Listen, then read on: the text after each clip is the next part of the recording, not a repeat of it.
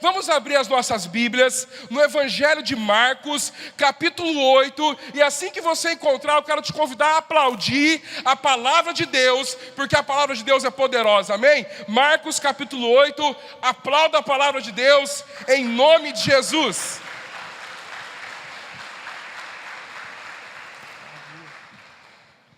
Marcos, capítulo 8, versículo 14.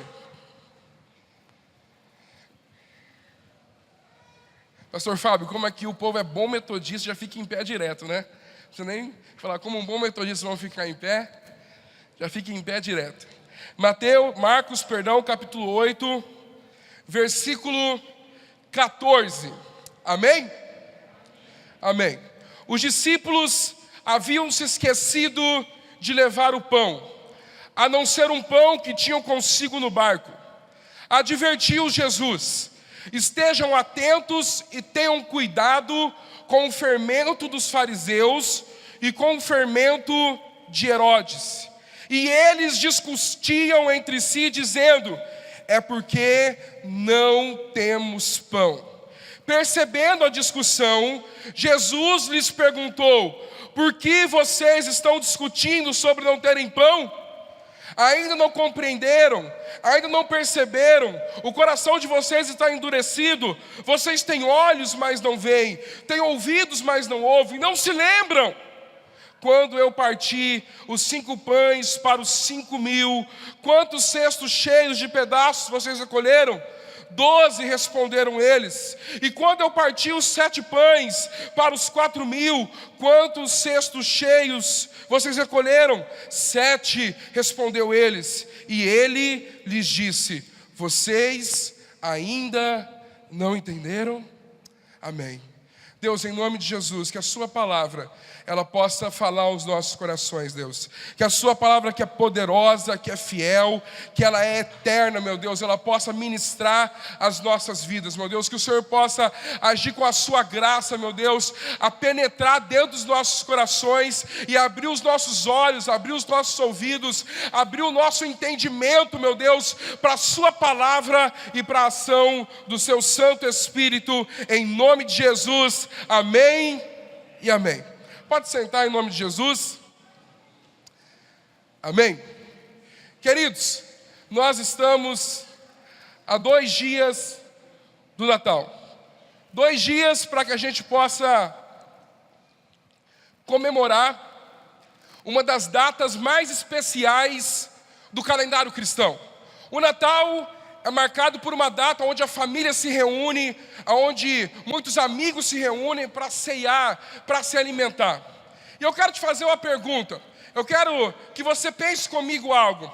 Imagina você chegar no Natal e de repente era para estar a ceia do Natal pronta, mas esqueceram de fazer a ceia do Natal. Esqueceram de preparar o banquete do Natal. Muitos de nós iríamos ficar tristes, desapontados. Nós iríamos ficar, pensando de quem foi a culpa, de quem é o responsável por ter esquecido de preparar a ceia do Natal. Eu não sei você, mas eu tenho certeza que talvez, muito provavelmente, você já passou por isso. Eu já passei por isso. Quantas vezes, às vezes a gente chega em casa na perspectiva, na esperança de comer uma refeição gostosa, de almoçar ou de jantar, mas quando a gente chega em casa, a esposa esqueceu de fazer o almoço, ou o filho esqueceu de fazer o almoço, ou por algum problema, o homem esqueceu de fazer o almoço, mas você chegou em casa e não tinha o almoço pronto. A gente fica triste, a gente fica, com o nosso espírito perturbado, porque a gente trabalhou o dia inteiro, a gente trabalhou durante um longo período de tempo, tudo que a gente quer é chegar em casa, comer aquele arroz, aquele feijão, aquele bife, mas de repente não está pronto. De repente aconteceu algum problema e ninguém se lembrou de fazer, ou ninguém pôde fazer aquela refeição. Nós, nesse momento, ficamos, como eu disse, com uma série de sentimentos negativos, irritados, estressados. Isso acontece também no nosso país, mas numa perspectiva muito maior. A ONU e os órgãos responsáveis dizem que 2,5% da população brasileira está passando fome nesse momento. E nós, como metodistas, nós temos essa responsabilidade social de nos lembrarmos desses dados. 2,5% da população brasileira não vai ter o que comer no Natal. Não vai ter uma ceia para desfrutar no Natal. E esse número ele é muito maior quando a gente olha para um cenário mundial. 1/9 da população mundial, 5,2 milhões de pessoas no Brasil e 821 milhões de pessoas no mundo estão em situação de extrema fome. E nós devemos nos preocupar com isso. Mas, como eu tenho dito, eu não quero falar dessa fome para vocês, mas da fome que a gente sente, da necessidade de comer que a gente sente a cada dia, do desejo de comer quando a gente chega em casa e a gente quer se alimentar de uma comida saborosa, feita pela nossa esposa, feita pela nossa mãe, feita pela nossa avó, feita pelo nosso esposo, porque o homem também vai para a cozinha, amém, irmãs? Amém? Os homens deram mais amém que as irmãs. Os homens vão para a cozinha, irmãs? Amém. Né? Eu sei que tem homem cozinheiro aqui em Vilhena. Eu lembro que tem homem aqui que faz churrasco muito bem feito, que faz peixada muito bem feita. Então tem homem cozinheiro aqui. Queridos irmãos e irmãs, o texto que nós acabamos de ler na palavra de Deus fala para nós a respeito de um momento onde os discípulos não tinham o que comer. O texto que nós acabamos de ler conta a história para nós que os discípulos, juntamente com Jesus, eles estavam atravessando de um lado para o outro do rio, e no meio do caminho eles têm fome, e eles vão procurar algum alimento para comer, mas eles não encontram. O barco que os discípulos estavam não tinha pão para eles comerem. E a Bíblia fala para nós que os discípulos eles começam a discutir, os discípulos começam a questionarem um ao outro para ver de quem era a culpa de não ter pão. Eles queriam achar algum culpado. Os discípulos estavam com fome, os discípulos estavam no meio de uma viagem marítima e eles estavam com seu estômago desejando por uma comida. E eles queriam saber de quem era a culpa de não ter pão dentro do barco. E esse texto ele fica mais evidente quando nós olhamos no paralelo do Evangelho de Marcos, do Evangelho de Mateus, no capítulo 16, no versículo 7, que diz: eles discutiam entre si, dizendo: é porque não trouxemos pão.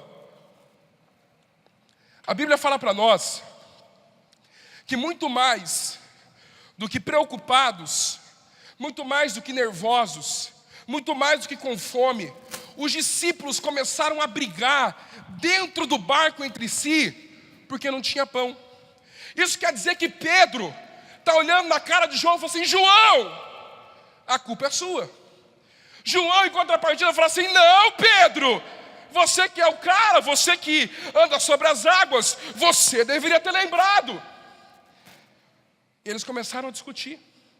E eles estão discutindo dentro de um barco com 13 pessoas, um barco pequeno, de quem era a culpa de ter esquecido o pão. Eu quero que você imagine isso. Você que é pescador, que faz parte do projeto pescador, brigando dentro do barco porque não tem comida, porque esqueceram de levar comida. Essa é a discussão. E a Bíblia fala para nós que Jesus, ele está olhando tudo isso. Jesus está vendo essa briga. Jesus está vendo essa discussão. Jesus está vendo um discípulo colocar a culpa no outro. Jesus está vendo, às vezes, que talvez eles poderiam assumir a culpa, mas transferem a culpa para um outro discípulo. Queridos, muitas vezes, preste atenção nisso, muitas vezes nós queremos culpar os outros pelos nossos problemas. Muitas das vezes nós queremos colocar uma série de pessoas ou uma série de situações responsáveis pelos nossos problemas. Nós, quando estamos diante de grandes problemas ou de um problema que nos incomoda, Nós temos a dificuldade de assumir ou de pensar, fazer uma autoanálise para realmente ter uma perspectiva de Deus sobre de quem é a culpa daquele problema. E o ser humano sempre foi assim. Jardim do Éden, Adão culpa Eva, Eva culpa a cobra. O ser humano sempre buscou colocar a culpa em uma outra pessoa, ou em alguma situação pelos problemas que está vivendo.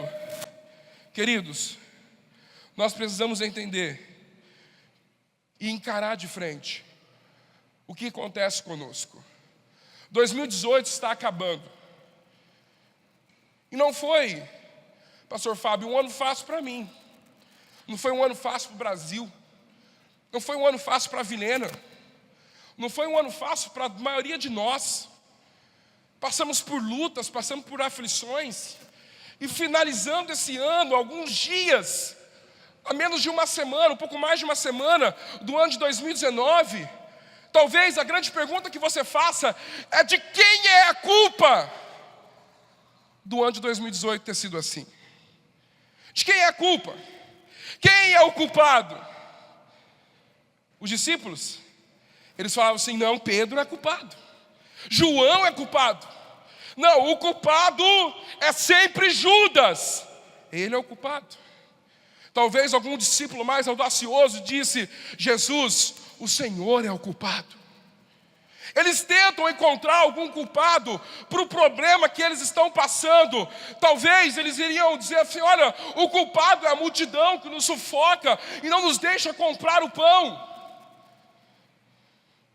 E eu pergunto para você, quem é o culpado dos problemas que você enfrentou e das lutas e das dificuldades que talvez você hoje está enfrentando? Talvez muitos de nós iríamos dizer, não, o problema é o ano de 2018. O problema é o Bolsonaro, o problema é o Lula, o problema é a Dilma. Não, o problema é o pastor Fábio. O problema, não sei onde está, mas o problema é o pastor Dionísio. O problema é isso, o problema é aquilo, o problema é aquela situação, o problema são uma série de coisas. Nós muitas vezes transferimos os nossos problemas para as pessoas ou para algumas situações e não encaramos de frente o que de fato está acontecendo em nossa vida. Mas sabe o que me chama a atenção? O que me chama a atenção nesse texto é que Jesus, ele não responde de quem é a culpa. Ele não responde quem é o culpado. Ele não fala, Pedro, a culpa é sua. João, a culpa é sua. Tomé, a culpa é sua. Jesus não diz o nome do culpado. Para Jesus, na verdade, pouco importa quem é o culpado. Para Jesus, pouco importa quem esqueceu de comprar o pão. Para Jesus, nesse texto, pouco importa quem deveria ter se lembrado e organizado essa questão do pão. A única coisa que Jesus ele diz é cuidado. Jesus ele vê aquela discussão acontecer, a discussão entre os discípulos, ele observa aquela discussão e ele diz, cuidado. Muitos discípulos talvez pensaram naquele momento, é agora que ele vai falar de quem é a culpa. Mas Jesus ele fala, cuidado com o fermento dos fariseus. Cuidado com o fermento de Herodes. No paralelo, no outro evangelho, a Bíblia diz, cuidado com o fermento dos saduceus. Mas o que é esse fermento? As mulheres, elas vão saber explicar muito melhor para nós o que é o fermento. Fermento é uma composição química e biológica que tem o potencial de fazer uma massa crescer. É isso, né, professor Rosemar? Será que eu me lembro das aulas de química do senhor? O professor Rosemar foi meu professor lá no Santa Lúcia, né? Eu era bagunceiro, né, professor? Queridos, o fermento ele tem esse potencial de fazer a massa crescer, de fazer aquela massa, ela adquirir um volume maior, de adquirir uma maciez maior para você se alimentar. E Jesus fala assim, olha, cuidado com o fermento dos fariseus e com o fermento de Herodes. O que Jesus está dizendo para aqueles discípulos, cuidado com aqueles que vivem a sua vida procurando um culpado. Cuidado com aqueles que vivem a sua vida procurando mérito. Porque o fermento dos fariseus é aquele que sempre culpa alguém e sempre acusa alguém. O fermento de Herodes é aquele fermento que sempre se diz merecedor, se diz digno. E muitas pessoas, irmãos e irmãs, elas vivem a sua vida inteira de cabeça baixa. Elas vivem os seus dias de cabeça baixa, se achando culpadas de tudo que acontece ao redor da sua vida. Se a família não vai bem, ela se culpa. Se o trabalho não vai bem, ela se culpa. Se as coisas que a envolvem não vai bem, ela se culpa. E ela vive a sua vida inteira culpada e subjugada por esse sentimento. Quantas vezes nós estamos assim? Carregamos essa culpa sobre nós. Carregamos esse sentimento que pesa sobre as nossas costas. Um sentimento que nos oprime, que nos machuca, sendo que Cristo, Ele levou sobre si as nossas dores, os nossos pecados, Ele levou sobre si o nosso fardo. Mas nós insistimos em carregar um sentimento de culpa. Insistimos muitas vezes em carregar um sentimento de que nós não somos perdoados. Não, pastor, eu não posso servir na igreja porque eu não sou perdoado, eu sou culpado. E isso é uma grande mentira do inimigo para a sua vida. Todo sentimento de culpa vai ser derrubado e caído por terra em nome de Jesus. Amém? É isso que Jesus fala. Cuidado com o sentimento de culpa. Vocês querem arrumar um culpado, vocês querem acusar alguém. E os fariseus, eles sempre faziam isso, eles sempre acusavam alguém. Eles sempre queriam arrumar algum culpado. E por outro lado, temos as pessoas que andam com a sua cabeça baixa, com complexo de inferioridade, com um sentimento de culpa. Mas de outro lado, nós temos as pessoas que se acham. Elas acham que são dignas. Elas acham que são merecedoras. Elas acham que são as boas. Queridos, eu e você não merecemos nada de Deus. Nada. Tudo o que Deus nos dá é fruto da graça. É fruto do menino Jesus que um dia nasceu para dar significado ao nosso Natal. Nós não merecemos nada. Tanto que a fé de duas pessoas foram elogiadas por Jesus na Bíblia. E essas duas pessoas, na ótica da religião, são as pessoas mais indignas. Centurião romano, estrangeiro. Jesus fala, grande é a tua fé, uma fé elogiada. A mulher cirofenícia, grande é a tua fé, mulher. Duas fés de pessoas que não mereciam, mas que foram abençoadas por Deus, porque entenderam que não merece. Nós precisamos chegar diante da cruz e falar assim, Deus, eu não mereço, mas a tua cruz me proporciona a vida, e eu quero nessa noite receber a vida que vem do Senhor. Queridos, é isso que Jesus alerta, cuidado. De um lado, tem aqueles que se acham culpados. De outro lado, tem aqueles que culpam. Aqueles que se acham os melhores. E os discípulos, eles viviam a sua vida e a religião da época baseada nesse sentimento. Mas Jesus, Ele não está preocupado. Jesus, Ele não está preocupado de quem é a culpa. Você não vai ver nesse texto em nenhum momento Jesus falar assim, olha, a culpa é de fulano, a culpa é de Beltrano. Ele nem mesmo menciona nada a respeito disso. Sabe por quê, meu querido irmão e minha querida irmã, que Jesus não se preocupa de quem é a culpa pela falta de pão? Porque em João capítulo 6, versículo 48, Jesus ele olha para os discípulos e para aquela multidão e diz: eu sou o pão da vida. Por isso, ele não está preocupado porque está faltando pão.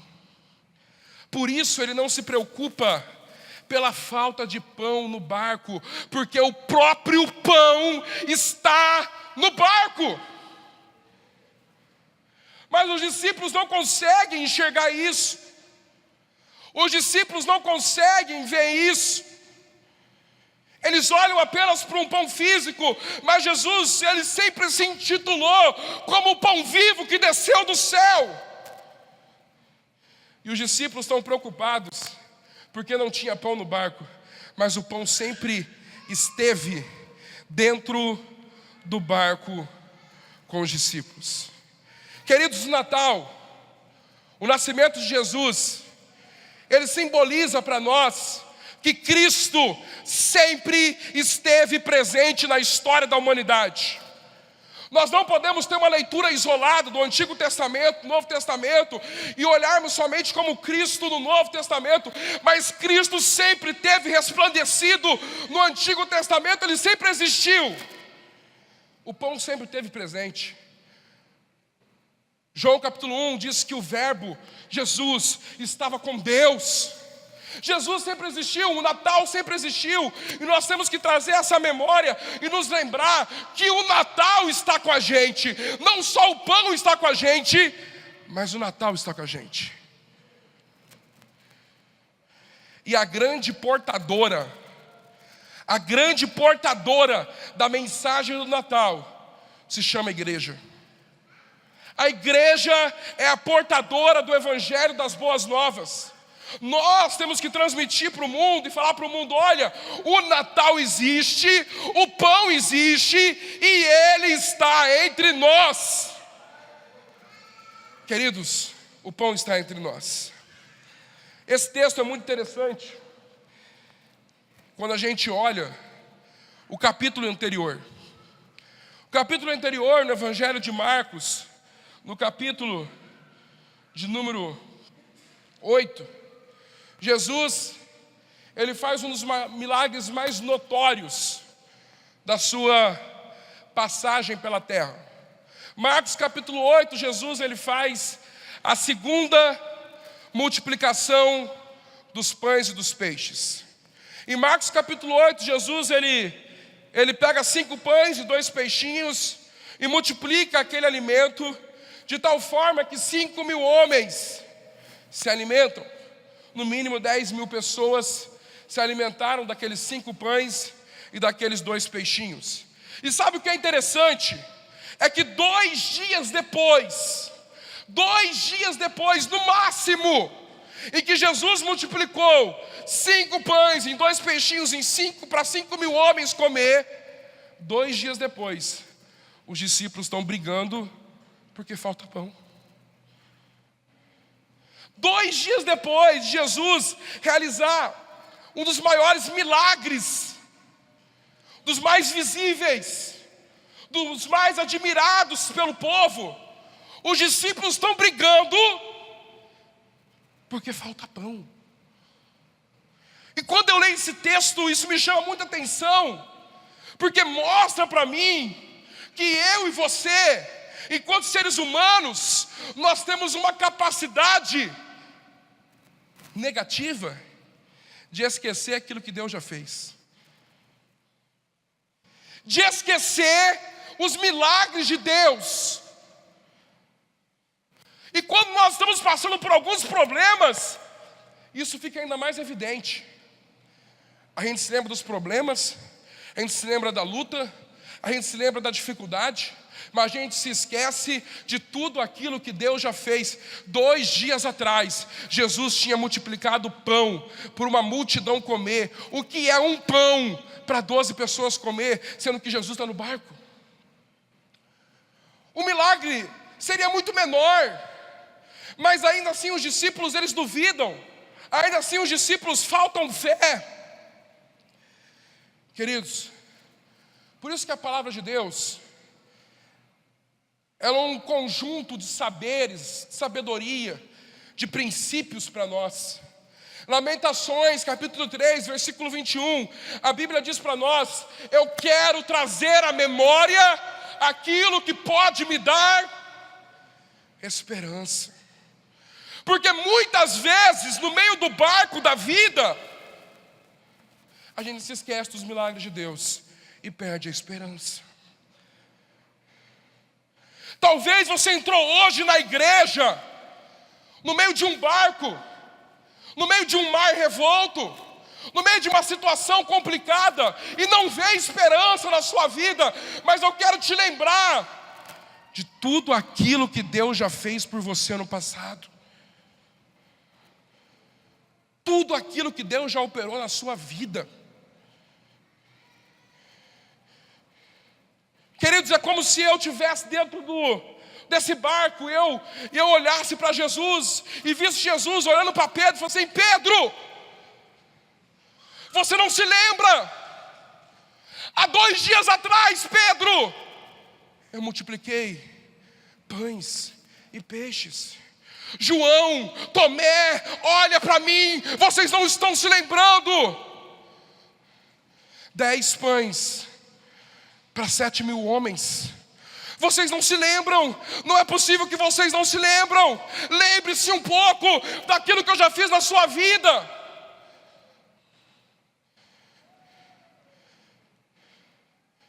Queridos, Deus nos traz a sua presença para que a gente se lembre do poder dele ao longo da história. Ele é o Deus que sempre esteve com você.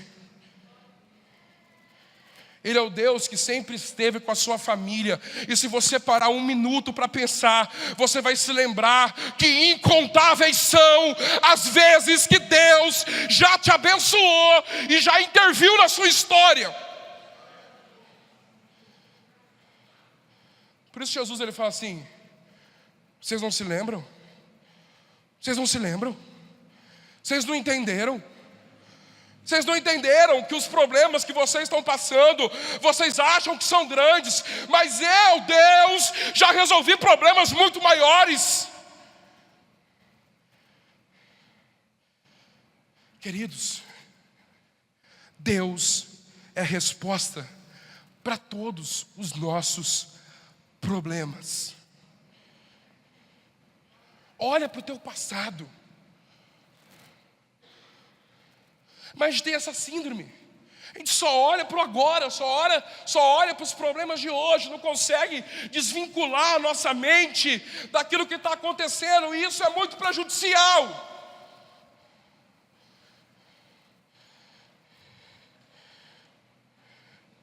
Versículo 17, 18.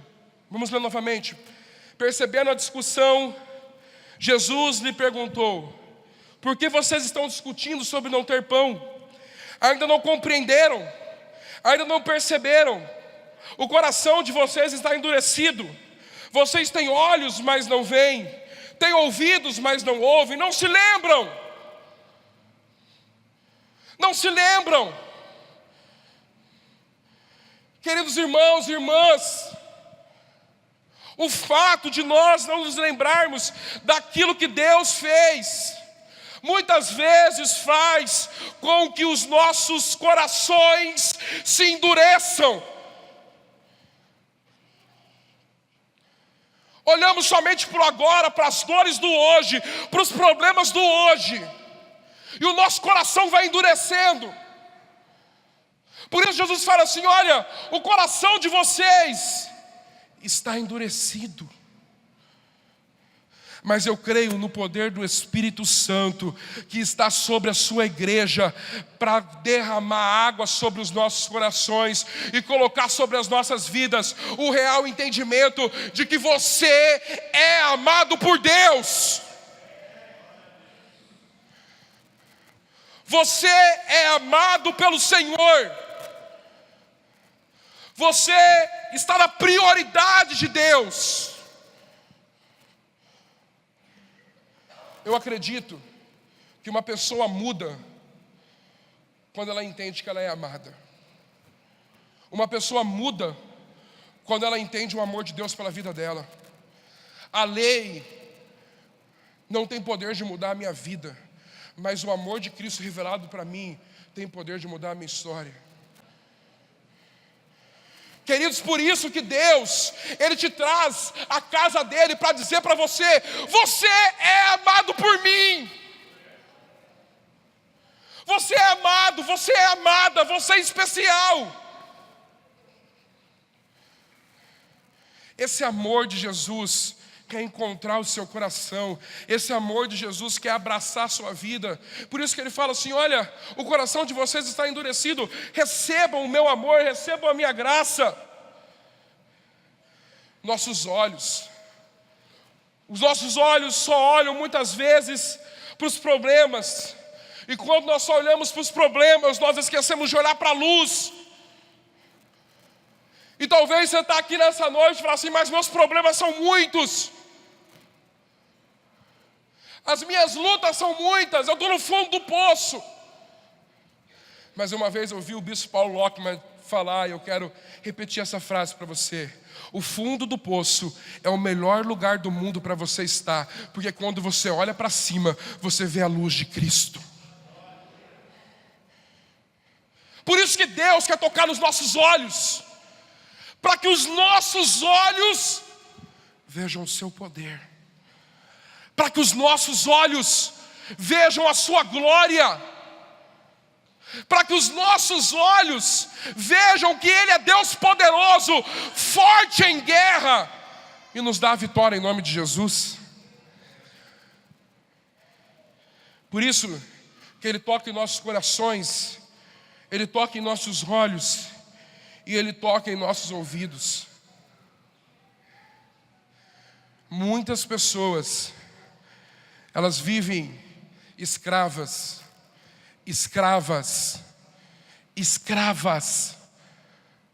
das mentiras. O diabo é mestre em mentira. O próprio Jesus fala assim: ele é mentiroso desde o princípio. Ele foi formado em mentira, ele caiu na mentira. O diabo, ele vem no teu ouvido e fala que você não é amado. O diabo, ele vem no teu ouvido e fala que você não é especial. O diabo vem no teu ouvido e fala que você não é perdoado. O diabo vem no teu ouvido e fala que o Natal, a esperança do Natal, ela não está sobre você. Ele mente para nós. E tem pessoas que são afligidas pelas mentiras do inimigo. Por isso que nós devemos abrir os nossos ouvidos para ouvir o caminho, a verdade e a vida. Para ouvir a voz de Deus, que dá a direção correta para a nossa história. Para ouvir a palavra de Deus, que dá o norte para a vida do ser humano. Para ouvir os fundamentos da sua palavra, a palavra da fé, para alimentar o nosso espírito, impulsionar as nossas vidas, para vivermos aquilo que Deus tem para nós. Irmãos e irmãs, eu não sei se você já assistiu o filme, mas com certeza já. Mas se você já assistiu o filme com a sua esposa, né, ou com seu esposo. Eu particularmente gosto muito de assistir filme e tenho que orar para Deus me libertar de algumas séries. Porque a gente pega gosto pelas séries e vai embora, né?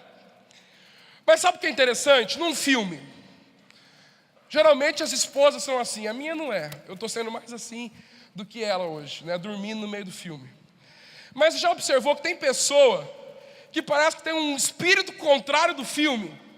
Ela não consegue assistir nenhum filme. No meio do filme, ela fala assim: vou fazer uma pipoca. E ela levanta e faz a pipoca, ela chega lá, dá uma olhadinha no filme, volta, eu vou no banheiro. Mas ela assistiu os primeiros minutos do filme.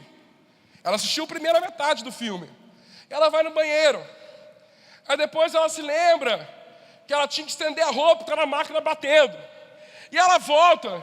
E quando ela volta para assistir o filme, senta do lado do esposo para assistir o filme, ela faz cada pergunta que dá até medo. Sim, ué, a mulher casou com o cavalo? O homem explodiu a terra, está morando em Marte?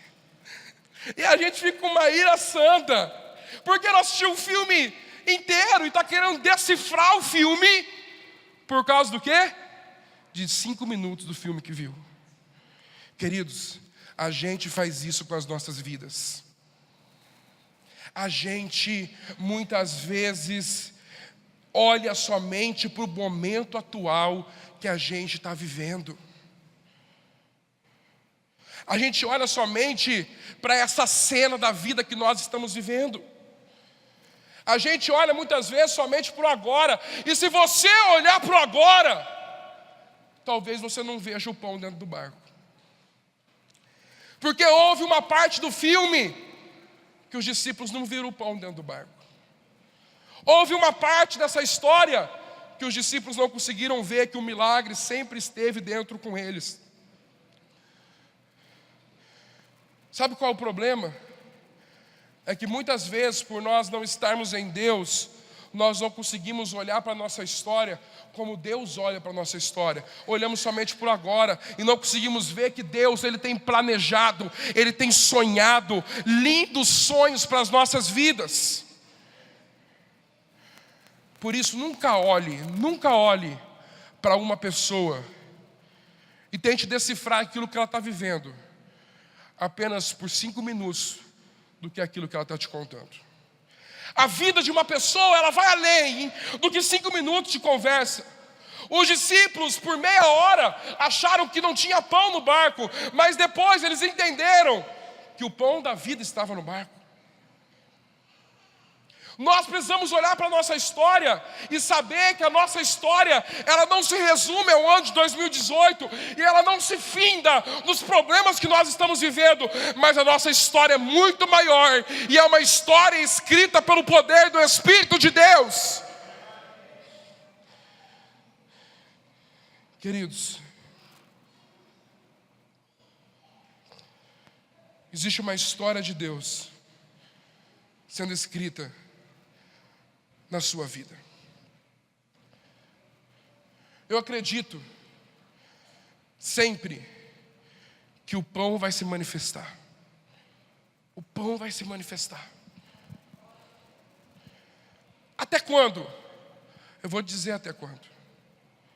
Conta-se que na história da igreja, o último discípulo dos discípulos vivo, ou seja, dos 12 discípulos, o último discípulo dos 12 discípulos vivos, que era discípulo de João, seu nome, Policarpo de Esmirna. Policarpo que morava na cidade de Esmirna. A história da igreja vai dizer que Policarpo, ele era um senhor de idade, já tinha os seus 70 anos de idade, um homem admirado pela sociedade, admirado por todos. De repente o Império Romano cerca e diz: Policarpo, nós vamos te matar. Chegou o seu fim, Policarpo. Você tem uma chance. Negue seu Deus agora e viva. Caso contrário, você morrerá queimado. E ele diz: como eu posso negar meu Deus por 1 minuto, sendo que Ele foi fiel a mim durante a minha história inteira? O Deus da história, não o Deus do minuto. O Império Romano olha para ele e fala assim: então você vai morrer queimado nessa tarde. Prepararam no meio daquele coliseu, no meio daquela plateia, daquele anfiteatro do mundo antigo, e colocaram ali a madeira, amarraram Policarpo, e diz: Policarpo, agora você vai morrer queimado. E a Bíblia e a história da igreja vai contar para nós que eles colocaram fogo em Policarpo. E no meio daquele homem pegando fogo, diz que todos que estavam ali naquele lugar, aquela multidão de pessoas, sentiram o cheiro de pão assando no forno. E cheiro de pão assando no forno é maravilhoso. Todos sentiram um cheiro de pão assando e Policarpo cantava e não morria. Queridos, sabe até quando que o pão vai estar com você? Até o fim da sua vida e depois até o começo da sua nova vida. Ele sempre vai estar com você. Não é porque você está passando por uma luta, não é como este homem que está diante da morte, que o pão vai te abandonar. Não, ele sempre vai estar com você. Sempre vai estar na sua vida. O pão está com você. A vida, ela é como um barco. A vida é como um barco. Nós navegamos mares abertos. Às vezes as águas são boas, às vezes não. Mas o pão sempre estará lá com você. O que eu quero te dizer nessa noite, a mensagem do Natal, que Cristo nasceu, é que Ele nasceu dentro do seu coração, desde o dia que você nasceu no ventre da sua mãe. Ele sempre esteve com você, e Ele sempre vai te acompanhar, até o dia em que você vier a deixar essa terra. O pão sempre estará com você.